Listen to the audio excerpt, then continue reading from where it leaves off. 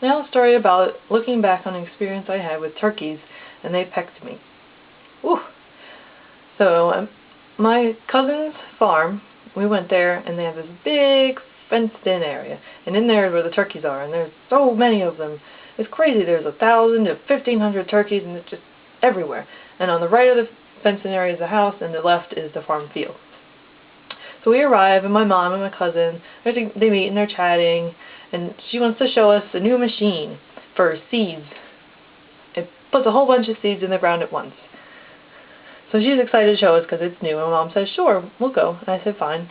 Wait a minute, I want to join too. Staying in the car is boring, so I want to join.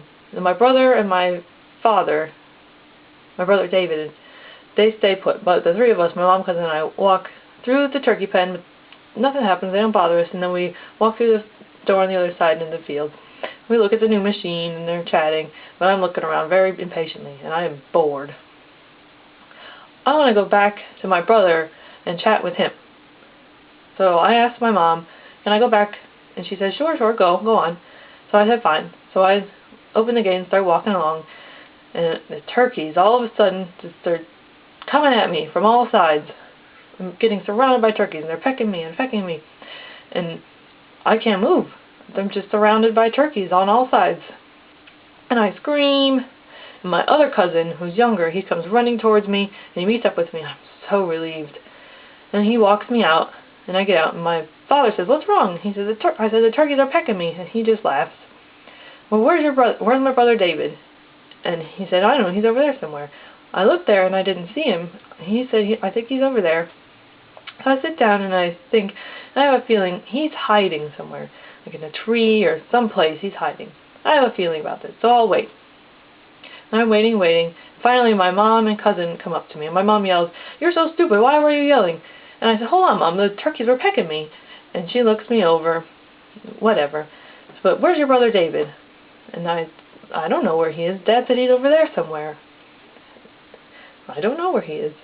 So I think that I saw him in a tree, and he's up there waiting, too, and I'm waiting, and suddenly, from out of nowhere, he comes running towards me, and I said, what are you doing? And he just laughs and laughs and laughs at me.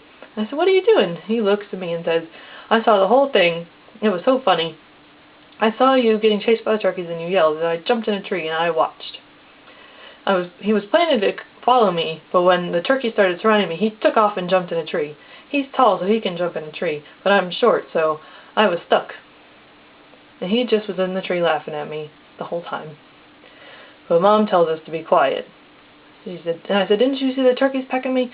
And she said, it doesn't matter if you yell. I said, okay.